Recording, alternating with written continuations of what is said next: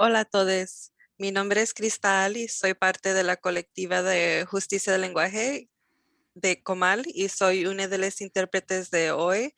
Estoy aquí con mi cointérprete TJ. Hello, everyone. My name is DJ, and I'm with the Comal Collective for Language Justice. I'm one of the interpreters here today, and I'm here with my co-interpreter, Cristal.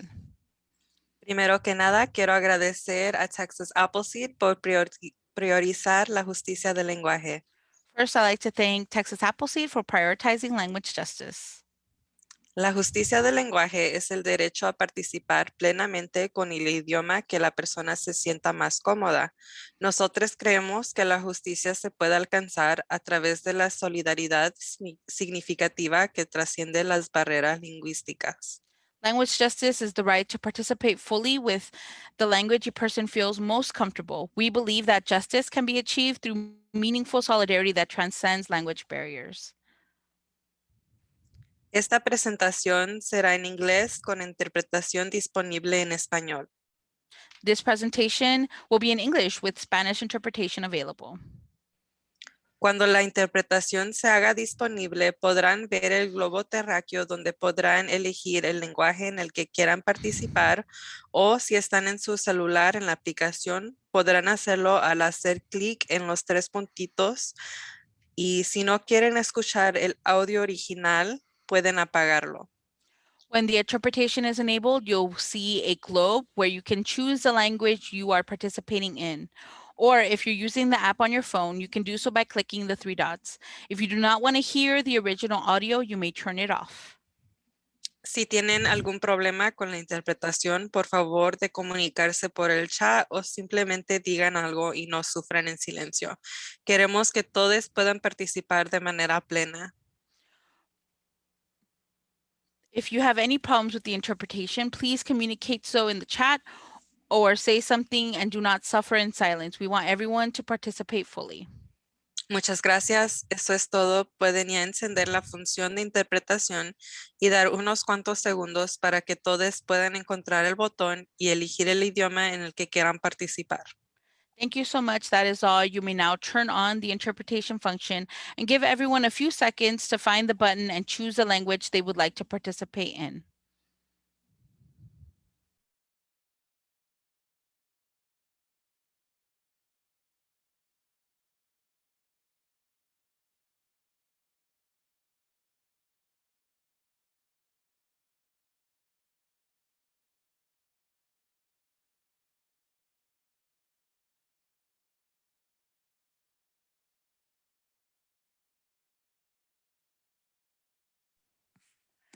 Good afternoon, everyone. My name is Gabriella McDonald, and I'm the Pro Bono and New Projects Director at Texas Appleseed. Texas Appleseed is a public interest justice center that works to make social and economic change to help all Texans prosper. I'm so glad that you all are joining us today for this Texas Lege Chat on youth justice. We are in the midst of the legislative session where everything is, in various stages of the process. And so we're kind of seeing a wide variety of movement for different bills and different issues. And we will talk about that today. And our agenda will be to introduce our panel to talk about keeping children out of the juvenile justice system, which is a major goal of ours throughout each legislative session. Raising the age, that's the upper and lower age, and we will talk about what that means, and supporting Texas's youth overall. After we have had our conversation with the panelists, we will be having a question and answer session. So please put your questions in the chat, whether you're watching through Zoom or Facebook, and we will respond to them as we can. All right, so I would like to turn to our panelists and give them a chance to introduce themselves. And I will start with Alicia Castillo. Good morning, Alicia here. I am Alicia Castillo. I'm a policy analyst with Texas Criminal Justice Coalition, and I work on our youth justice and our women's justice campaigns, working on developing policy every year so that we can bring some good proposals each legislative session. Our organization is a nonprofit, nonpartisan org that works to end mass incarceration in Texas and foster safer communities. And I'm so happy to be part of this conversation today. Fantastic. I'd like to turn next to Sarah Crockett. Hello, everyone. Thank you for having me this afternoon. My name is Sarah Crockett. I'm the Senior Public Policy Associate at Texas CASA. Texas CASA is the statewide membership organization for the 72 local CASA programs around the state. CASA stands for Court Appointed Special Advocate. We are a network of volunteers that are appointed by courts to represent the best interests of children on child welfare cases. And we also serve in a lot of dual status cases. So those cases where a young person is involved in both the child welfare system and the juvenile justice system, and really grateful to be part of the conversation today. Excellent, thank you. And I will turn it over to Justin Prince Hayward.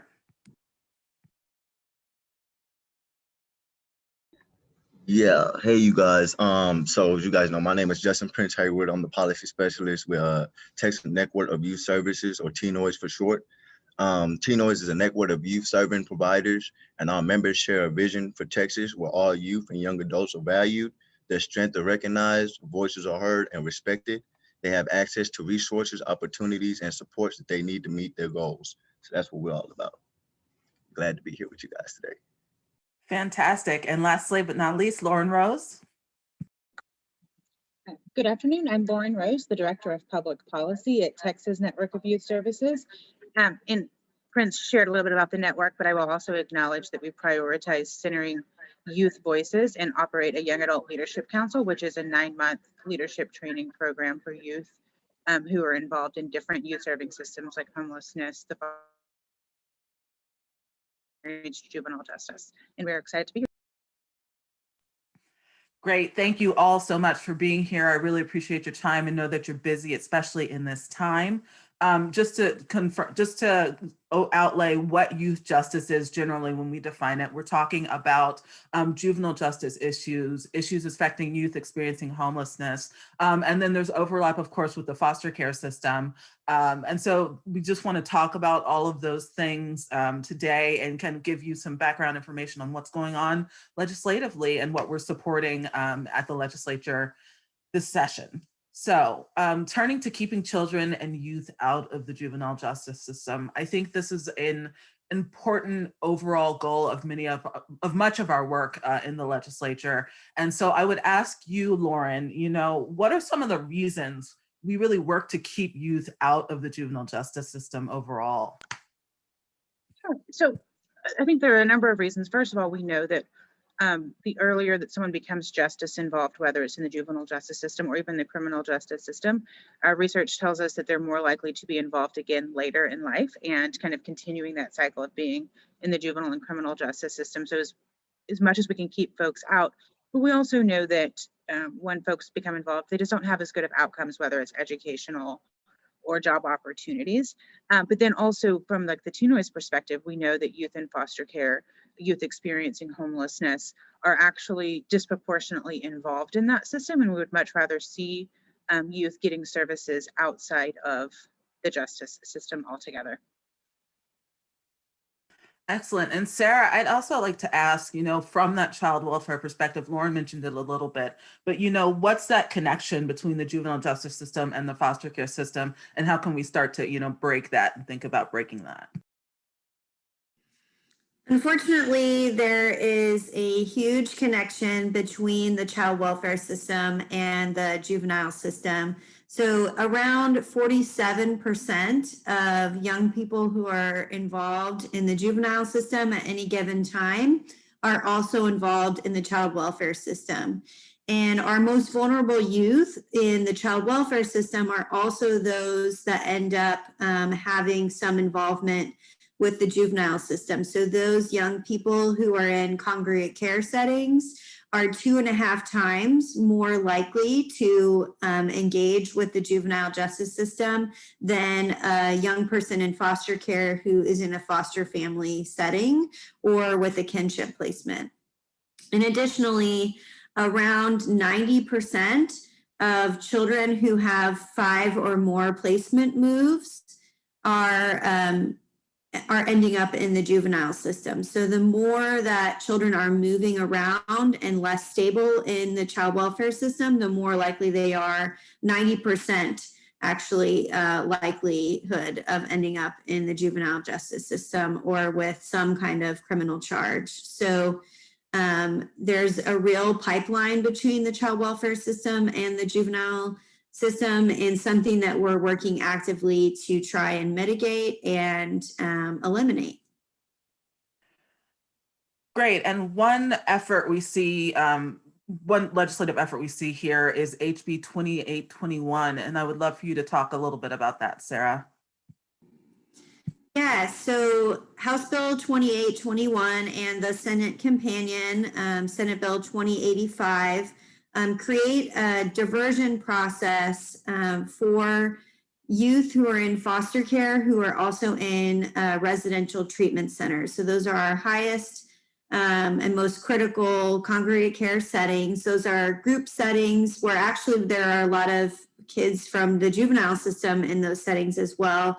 But those are the settings where young people go when they have some pretty significant behavioral health needs. So they may have some suicidality, they may have some aggressive behaviors, they absolutely have trauma, and that trauma can be acted out in a variety of ways that can be problematic for the young person. So we're paying congregate care providers in Texas in the foster care system to take care of and help address the trauma of our highest needs, most vulnerable young people. And those are also the young people who end up in the juvenile system the most frequently. And so essentially what this does is require the juvenile probation boards at the local level to create a diversion process for misdemeanor crimes that are committed by children in foster care in those settings. So that would be like some minor property damage, if the young person got really triggered and maybe threatened a staff person while they were very angry. Those kinds of things are behaviors that we frankly expect to see from kids who need to be in those kinds of settings. And so we absolutely don't want to be additionally traumatizing them by creating a criminal record for those kiddos. And so this would require a diversion process to have them complete services. And after successfully completing services, then their charges would be dropped and they wouldn't have a criminal record in addition to all their other needs and traumas that they've experienced. So we're excited about that. The House bill is currently sitting in calendars. So for anyone sitting out there listening, if you'd like to help us get that kicked out and voted on the House floor, we would love your support. Excellent, great. And Lauren, I'd like to ask you kind of about status offenses and the way that they lead to the juvenile justice system. And then I'd like to turn it over to Prince to talk about kind of ending curfew ordinances and decriminalizing runaway. So Lauren, I would love for you to just, what is a status offense and kind of how does that lead to the juvenile justice system involvement for youth in Texas? Yeah. So a status offense first is what's in statute is offenses that only people of a certain age can commit. So as an adult, I cannot commit a status offense because it's specifically for youth and juveniles 18 and younger. So things like curfew and running away from home. Also, I think like having tobacco products would be a status offense. And so it's just those offenses that only youth can commit. And we know that particularly in these instances for the curfew and runaway, these are generally not juvenile offenses, but rather offenses that get processed through municipal and juvenile justice of the peace courts and the same courts that adults actually go to. But then if youth don't pay their fines, don't follow the orders of that court, they could end up in detention, which would be in the juvenile system. So it kind of pushes them into the system, but also it begins that normalization of justice involvement, interactions with police, interactions with the courts that are just unnecessary and harmful for young adults and young people in general. Excellent, great explanation. And so Prince, I would love for you to talk about HB 561 and HB 1709, kind of what they would do and how they are helpful in preventing youth from ending up in the juvenile justice system. Yeah, of course. So I really want to start with decriminalization of runaways, right? Because the way I think is like we may see a runaway and say, oh, he's running away, but you know, and they try to criminalize the youth for running away, but nobody actually takes the time and says, you know, why is these youth running away? You know what I'm saying? From wherever they're running from, there's a reason that they're running, you know? So I kind of want people to find space to figure out the root problem, you know, because there's a reason why a youth is running, you know, and just saying, oh, he's a runner and trying to, you know, put fines and fees on him or on them, it doesn't make much sense because we are not understanding where the youth is. You see what I'm saying? So now we're putting all these fines, fees, obligations to go to court at a certain time and things of that nature on this youth who might not even have that village around them, you know, might not have that parent to take them to court or, you know, help them pay this fee or that fee, you know, and then now they're in detention. It's just a level, it's just like not an avalanche, what do they call it? You know, the ball, the little snowball that keeps going bigger and bigger and bigger. That's literally what it is, you know. So this what we're really trying to avoid, that snowball effect. And ending curfew ordinances, right? So again, you know, we don't know what the youth are going through, you know. I only speak from personal experience. I know from my experience, I was 10 years old. I was 10 years old when I got arrested for running away from my mother's house. And I was running away from abuse, you know, but nobody took the time to ask that. And even the curfew thing. So let's say if I'm outside at past 10 o'clock or whatever, and I might be outside because, you know, it's not safe to be at home. What sense does that make for me to be in trouble for trying to find a safer place for me to lay my head? You know, we really have to take time to understand the root cause and what youth are really going through at certain times in their life. And not just seeing them as a troubled person because they're going through life. Life is hard for a young person when they don't have support, you know. So yeah, we're just trying to create that support. So, and not only is it that there are certain traumatic experiences that youth are running from when they're out, you know, past curfew or they're running away from home, but, you know, as far as the curfew ordinances go, you're also dealing with, you know, kids who have jobs and they're, you know, on the late shift on their job, or kids who are homeschooled if it's in the middle of the day and they're not in school with everyone else, but, you know, they're actually, you know, having already had their classes with their parent or whoever's teaching them at home. And they're just able to go out and do, you know, go to a movie or see a friend or something like that, right? Or just regular school, like regular kid stuff. Like I know we used to go out and play football, kickball, everything, all the balls in the middle of the street. You know what I'm saying? So, you know, after a certain time, 7 o'clock, 8 o'clock, you know, you're saying that we're not able to be a kid anymore. This might be the time the youth has to be a kid. Like you said, some youth actually have to take care of their family, you know, so they have to work all day, you know. So you're saying this little time that they have to feel normal, you're taking that away from them. That doesn't make any sense. Gotcha. And Alicia, would you tell us about HB 3994 as well? Sure. So I love, Prince, that you brought it back to that idea of addressing root causes. And I think when we talk about keeping kids out of the system altogether, there are so many things that we can address before the first contact. And so we talked a little bit about that a couple weeks ago on the Ed Justice chat.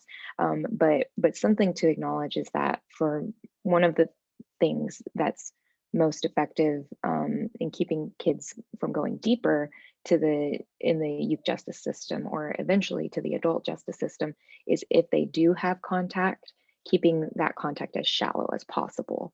So Texas has agreed, and Texas's law enforcement agencies have really agreed that that makes sense. And so what we've seen is that on the average day, last year, for example, we had about 10,000 kids on probation, every day last year. So that can look really different depending on the scenario, but we know that as part of a child's conditions of probation, they're given typically a very lengthy list of requirements that they have to adhere to. It can be things as simple as obeying your parents to as tricky as showing up at work on time every day. And sometimes those aren't really applied accurately for the child's age or situation. So it can become really difficult to adhere to all those conditions, especially as the length of probation is extended. So last year or earlier this year, we heard a story of Grace, a 15-year-old in Michigan, who received special education services at her school. But once COVID happened, she struggled to keep up with her schoolwork because her accommodations weren't being met with the virtual schooling. She is a young girl who was on probation for an altercation with her mom. And so once her caseworker saw that she wasn't keeping up with her homework, she reported that to the judge, and the judge sent her to detention for 78 days. So Texas has made some significant progress in not detaining kids for things that we call technical violations.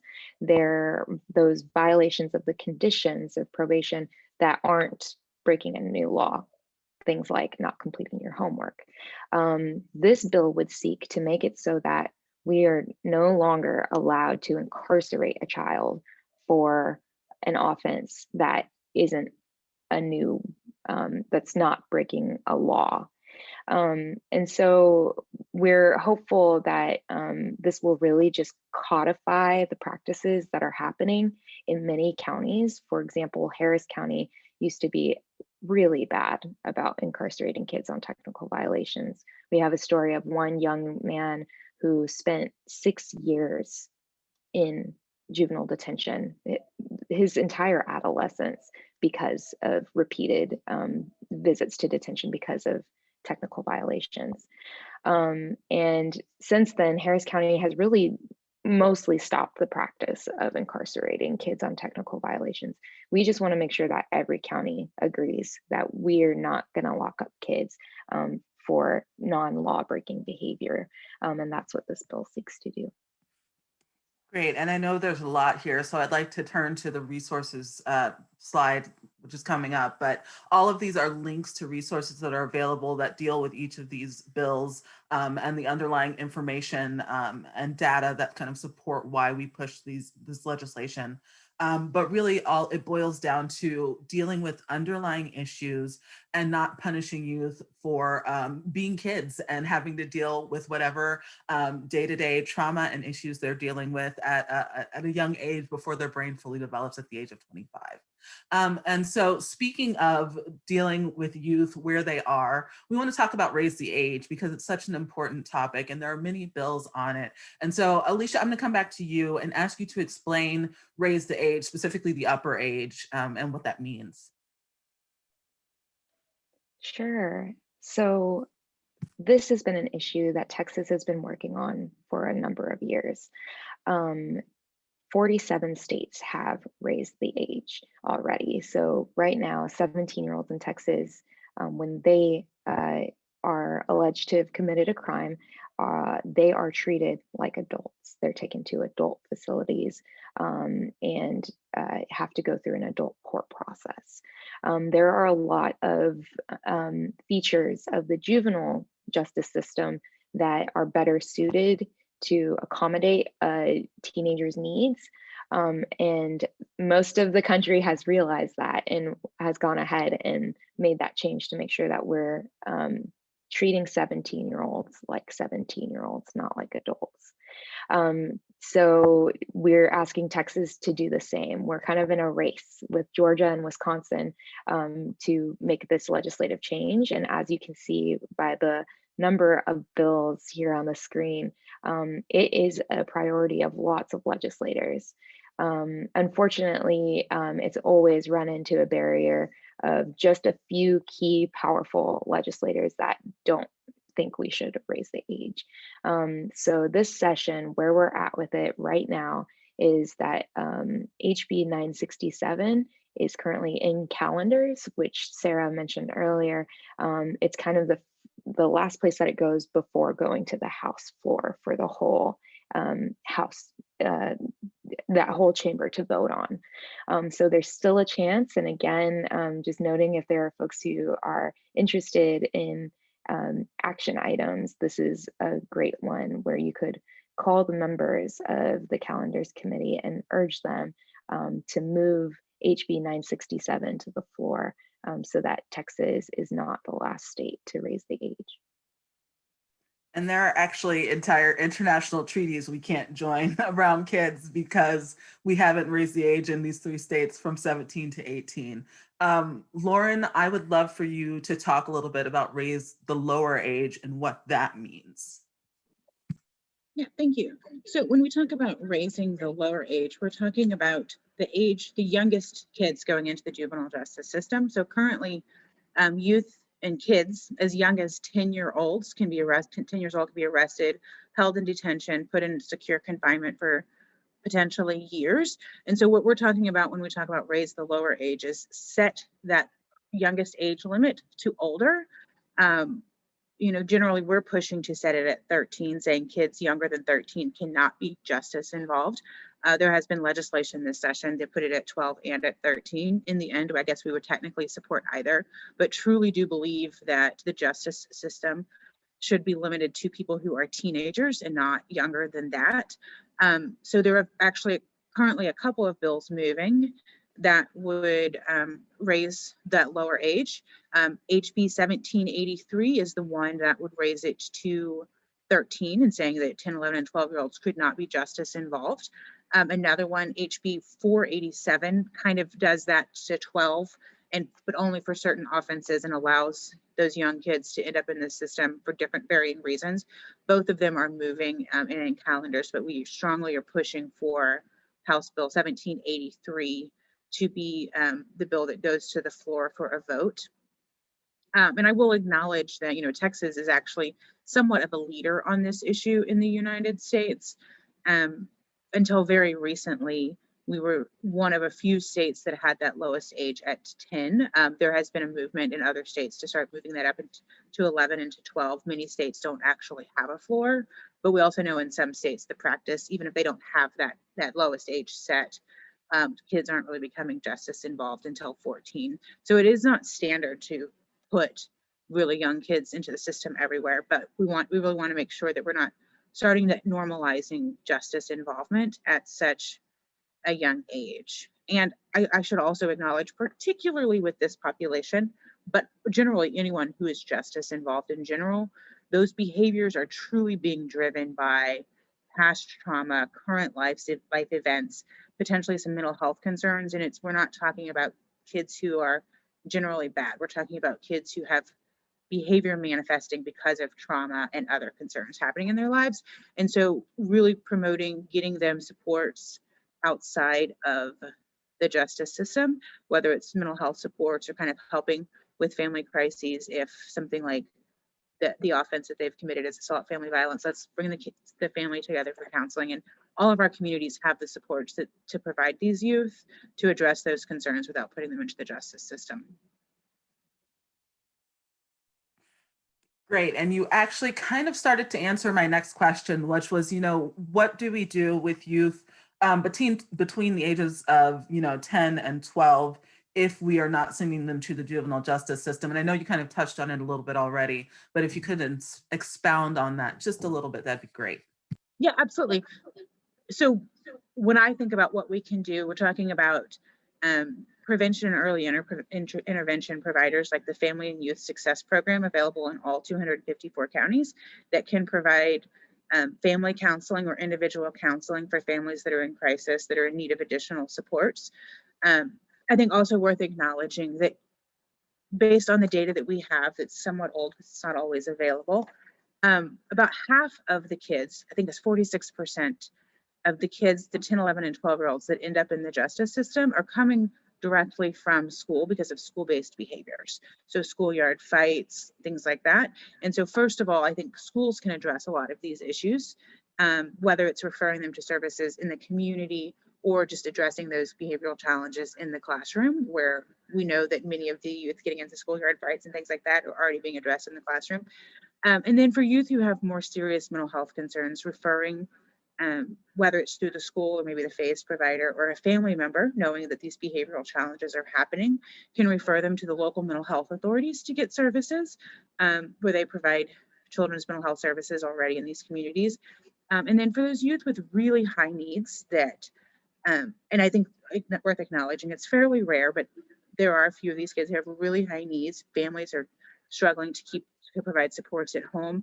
You know, there's options for what's called the YES waiver, for like to prevent them from going into like a state hospital, to provide intensive mental health supports in the community.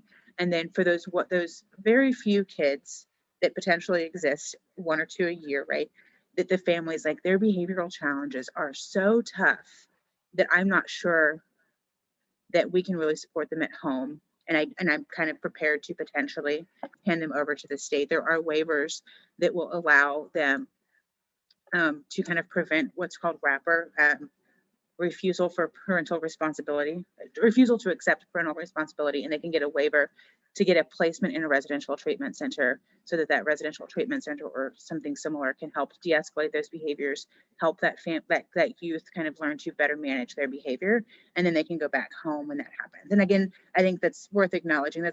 We're talking about very few kids in this scenario, particularly in the 10 to 12-year-olds. Most of these kids are committing misdemeanor offenses at school. Parents don't want to see them in the justice system. But for those very few kids that would potentially go deep end otherwise, there are absolutely options in the community to keep the community and the youth safe. Thank you, Lauren. That was a great explanation and really thorough for a question that people ask all the time, you know, what do you do instead, right? So Sarah, I want to turn to you and get back to that upper age of 17 and kind of the dichotomy of the criminal justice system, right, and the child welfare system and that 17-year-old limbo. And so I'd love for you to talk about that just a little bit.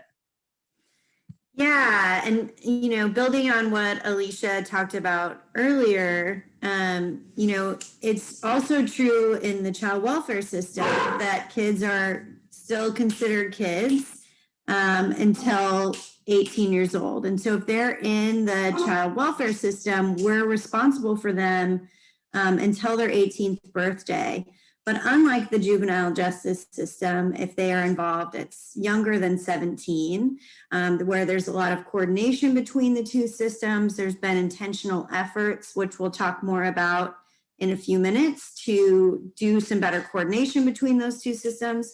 There is not really great relationships between the criminal justice system and the child welfare system. And often, these young people are arrested and may be held in a county jail, and the state is their parent, and the state is not even aware that they've been arrested. And so it really creates this interesting challenge where we have young people who are literally in the conservatorship of the state. The state of Texas is considered legally their parent, and you know, the state of Texas is also charging them with an adult crime, and there's no communication or collaboration or support or notification or anything else about that situation. And so it's a really tough position for our young people to be in, and especially knowing the types of outcomes that our oldest youth in foster care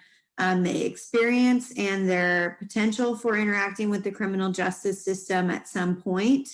We really want to do everything we can to prevent our 17-year-olds from getting involved at that point, because once they leave foster care, there's not going to be a lot of additional support or help for them. And so super important that, you know, we're consistent across all areas of the law. And I think, you know, Alicia talked about so many examples where we don't consider a young person to be an adult until the age of 18.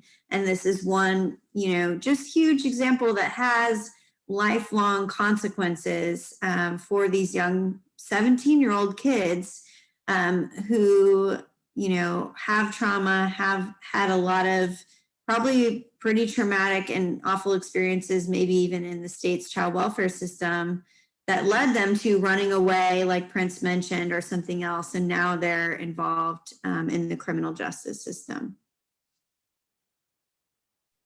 Thank you, Sarah, for that explanation. I think that's a great way to put it, and a great perspective to take, just understanding that dichotomy and that, you know, limbo that 17-year-olds are put in.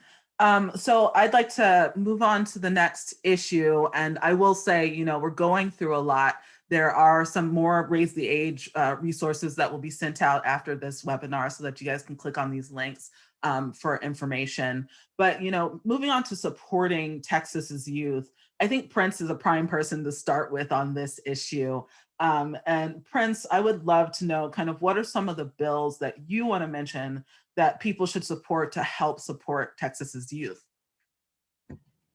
Yeah, so for the first one, as you see, is the first one that says House Bill 80. So House Bill 80, what I'll explain what it is basically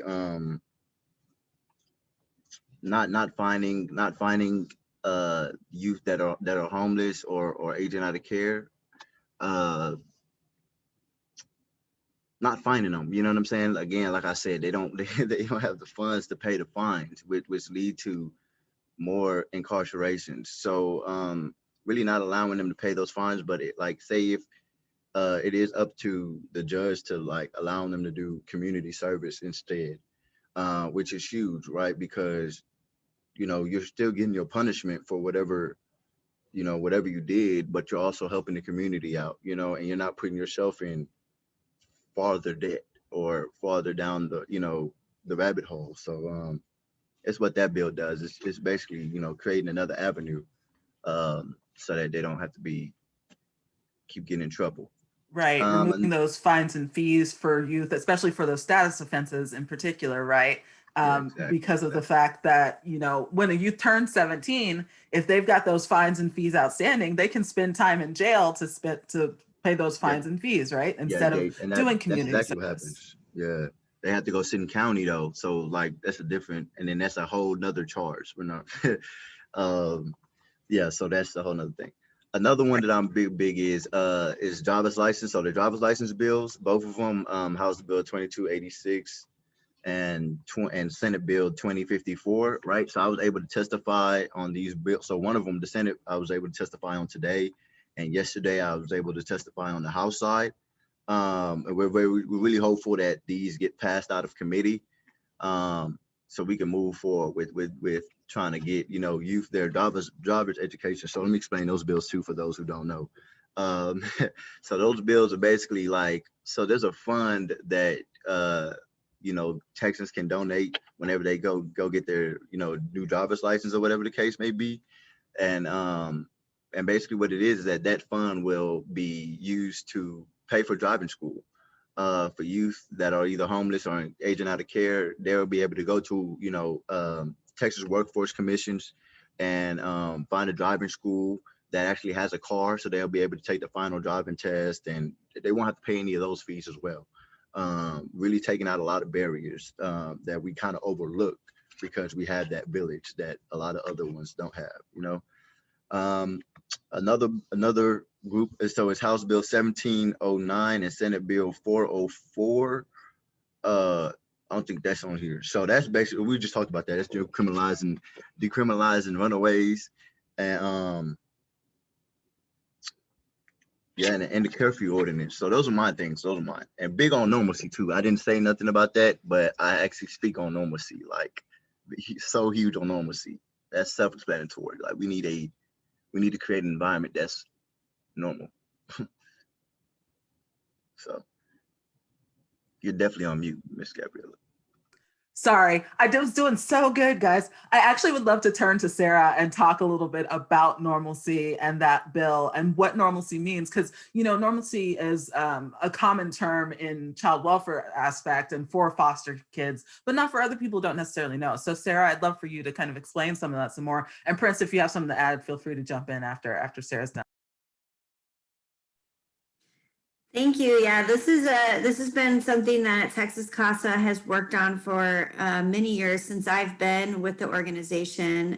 There's actually federal legislation and state legislation that requires normalcy. So essentially what that means is allowing children and youth who are in foster care to have as normal a life as possible, recognizing that being in foster care in and of itself is not a normal thing. Everyone that interacts with the system is responsible to help ensure that in spite of the fact that a young person has to be in foster care, they deserve to have normal life experiences like staying the night at a friend's house, playing football, going to the prom, but also being treated the same way as maybe another child in the home is being treated, maybe a biological child of a foster parent. You know, the child in foster care should be treated in the same way with the same respect and have the same types of expectations and rules, things like that. So really it's about treating kids like kids and also allowing caregivers to be empowered to be more like parents. And these bills are really a cleanup. One thing that we did not address in the original legislation was to have judges at permanency hearings for our children who are in the permanent managing conservatorship of the state. So that means their parents' rights have been terminated and the state is now the only legal guardian for the young person. So these are our most vulnerable kiddos in foster care. These are the kids that are eligible for adoption. They may be the kids you hear about that are sleeping in child welfare offices. They may be our young people who are in residential treatment centers or more likely to be involved in the juvenile justice system. And so it's requiring judges at each of those hearings to ask both the young person, but also all of the other folks that are working on the case, the child's caseworker, the guardian ad litem, the attorney, is the child experiencing normalcy? Are there any barriers that we need to be looking at? You know, how's that going? And really hearing from the young person themselves about it, but also the rest of the team to make sure that everybody's doing as much as possible to eliminate barriers to normalcy. Great. And Prince, was there anything you wanted to add to that?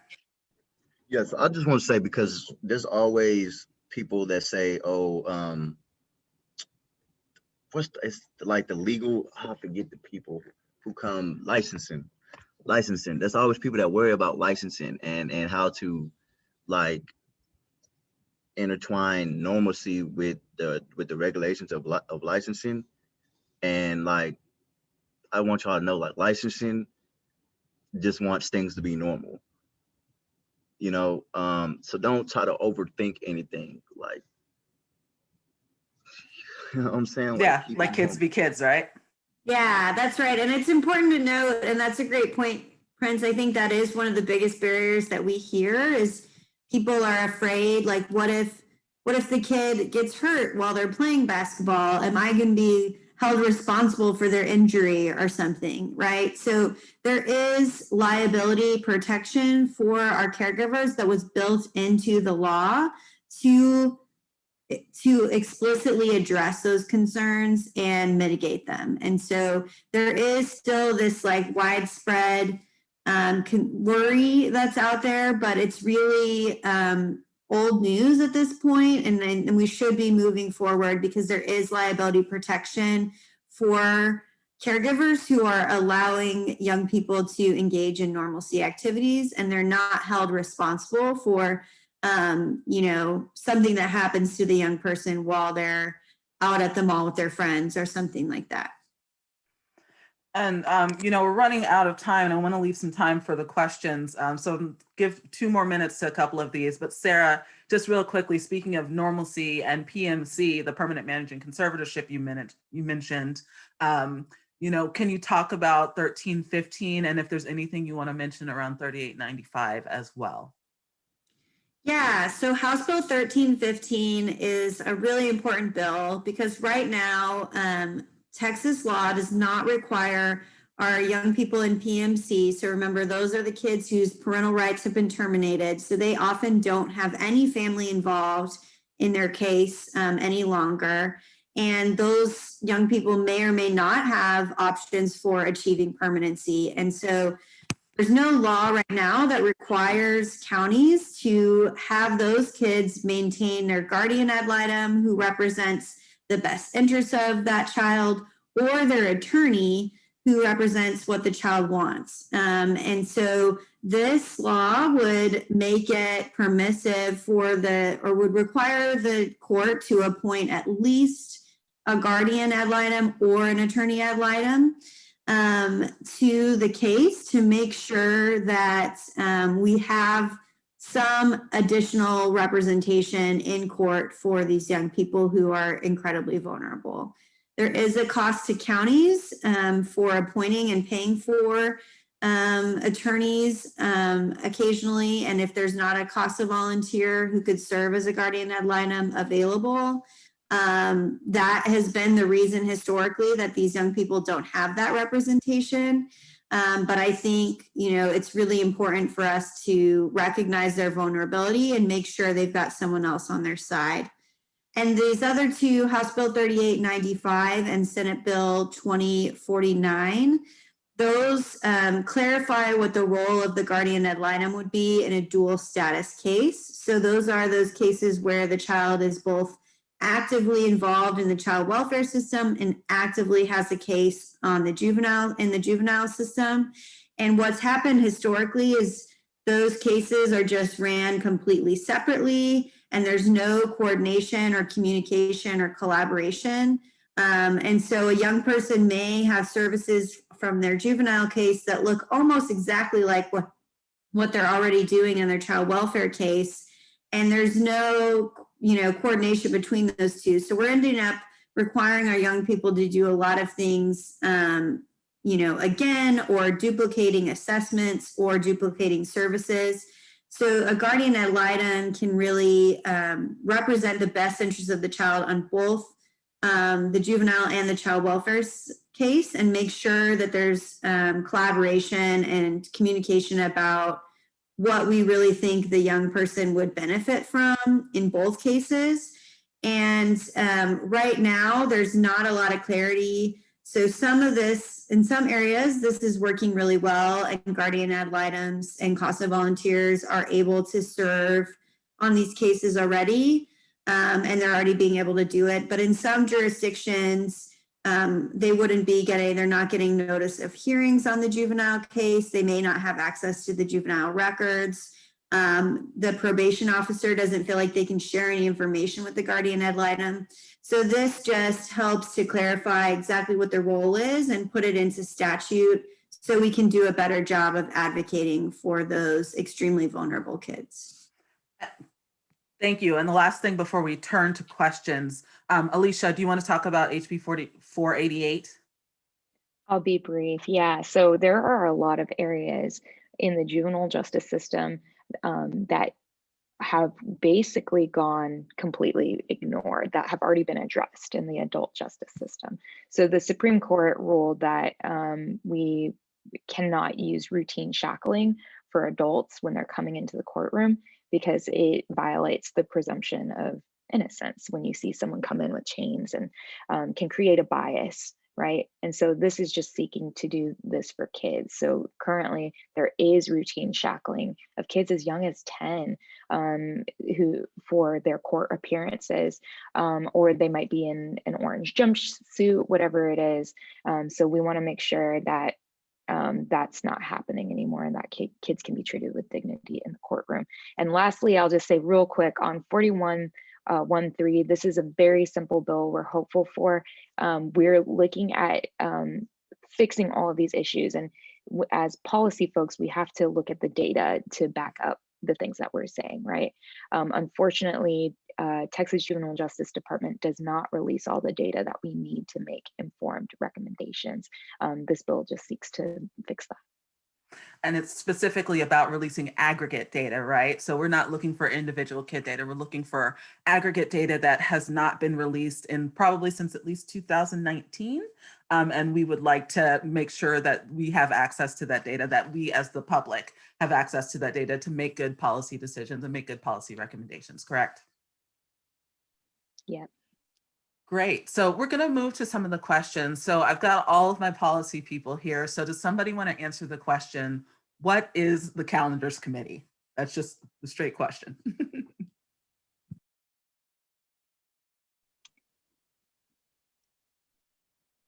Simply put, all the bills that are heard in a committee have to go somewhere in order for folks to decide whether or not they're going to go to the floor. Texas only meets once every 2 years for 140 days, and that's not enough time to get everything done. So the calendars committee is a group of people who decide kind of what moves forward from after the hearing. So at that point, just ask them to move the stuff that you care about to the floor. And you can actually go to Texas Legislature online. If you Google Texas Legislature online, you can see who's on each committee, what House representatives are on each committee, and what senators are on each committee on the Senate side. And in addition to other places that are available, if you check our websites, you will be able to figure out who you need to contact for a specific bill at a specific time. So another question we had was from a Texas CASA, it looks like, and it says, I'm curious how many foster children are in juvenile and adult jail in Texas. She was saying, or she or here was saying, I had a case where a 17-year-old was in jail for 3 weeks and CPS wouldn't give bail for a broken window. And so the question is generally just how many foster kids are in juvenile or adult prison, if you know that, Sarah, or have some estimates off the top of your head. So that's a great question. And the answer is that we don't know. We have some national statistics and we have a general sense, and there's great coordination, decent coordination between the Texas Juvenile Justice Department and the Texas Department of Family and Protective Services in terms of sharing data. But what happens for, at least on the juvenile side, is that most of our kiddos who interact with the juvenile system are actually involved at the county level, not at the state level, where the state level is really where the most egregious crimes are referred. So those are often more like felonies and things like that. So a lot of the status offenses and other things that we've talked about today are usually just kept at the county level, and each county keeps their juvenile data differently. And in some counties, they're able to sync that up with the child welfare data, but in most they're not. And so we don't have accurate information about how many kids in Texas are actually involved in the juvenile system. And I mentioned earlier when I talked about the challenge that we have with the criminal system, and there's really not any data sharing between the criminal system right now and the child welfare system. And just to make a point about the bail, and one of the reasons that the fines and fees, House Bill 80, is so important to us is because by law, federal law, the state of Texas and the child welfare system cannot pay for any kind of criminal charge, whether it's a fine for the crime or a court fee or bail, anything like that. It's actually prohibited by federal law. And so that's why it's so important that we're not charging our young people fines, because we cannot expect foster parents to pay those fines, and legally the child welfare system cannot pay those fines. And so we end up with kids just getting stuck with these fines and eventually having a warrant for their arrest for not being able to pay fines that we should not be giving them in the first place. And, I think the problem with the bail and the child welfare system not being able to pay the bail, and them by definition of being in the child welfare system, probably not having a lot of adults in their lives that would also be able to pay the bail. That's another reason we want to see the raise the age move forward. That's a very thorough answer. Thank you, Sarah. This one might be for you, Alicia. In reference to the comment made on root causes and early intervention, are there current conversations or plans regarding additional resources being provided within the schools to prevent youth from being removed from schools and arrested to begin with? Yeah, so one thing that would be great to do is to go back. I'm just going to plug Appleseed's last webinar on Ed Justice. We talked a lot about this issue. This session is really, and we didn't get to touch on this much, but it's really unique in that there's just not too much happen for us to address all the things that we really need to. And so one of the interesting features of this session is that a lot of the work that we're doing has to be focused on the budget, because the budget is the one document the legislature is actually required to pass. So we have a few budget riders, which are essentially amendments to the budget that would seek to improve mental health supports in schools. But it's certainly, so we're hopeful that actually Thursday, when the House budget is passed, that those conversations will come up, and we will be at the Capitol tomorrow doing our best to make sure those conversations come up. Thank you. Another question we got from one of our Zoom participants was, how do we make sure that cases with ad litem appointments in the child welfare system specifically, it looks like, have that the child has input in the process? That's a great question. One of the things that we try to prioritize anytime that we're working on legislation, and I know that T-Noise joins us in that, is to integrate youth voice. Unfortunately, there's no requirements in the family code for young people to be able to speak for themselves. Outside of, there's a requirement to ask young people about caregivers who may be appropriate for them when we're looking for a placement. But attorney ad litems are required by law. Their role is to represent what the child wants in court. And if that is not happening on your case, then I would suggest bringing that before the judge.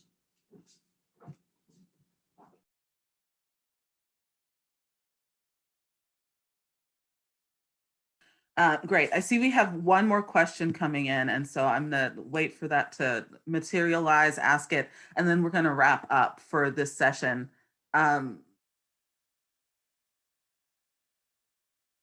So is there communication between the criminal justice and child welfare system weak due to, bureaucratic difficulty, or is it lack of empathy? And so this is purely an opinion question, I would guess, but. I think, I don't think that it's either. I think the criminal justice system is much more complicated it's very similar to the juvenile system in that there are counties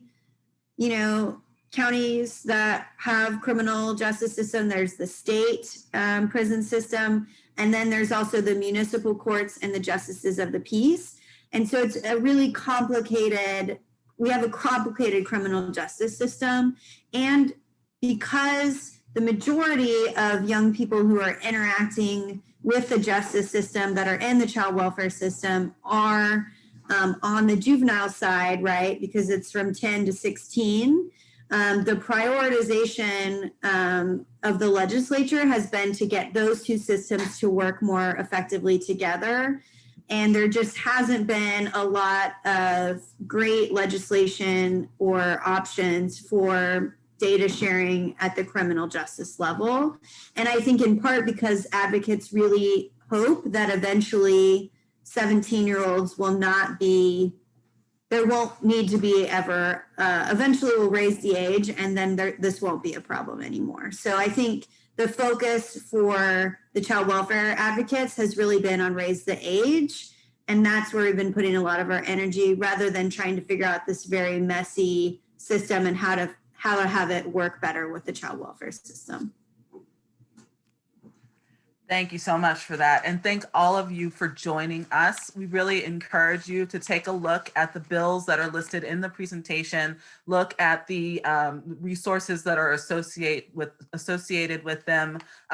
Contact us. All of our contact information is available here if you have questions about specific things that were spoken about today. And then, of course, reaching out to the different committees that are dealing with different bills, including the calendars committee, which we talked about specifically in a couple of instances today, so that we can get these bills moving. There's a lot of agreement on these issues on both sides of the aisle, and we really hope to see some of the stuff move forward by the time we get to the end of session in May. So thank you all so much. I hope you guys have a fantastic rest of your week.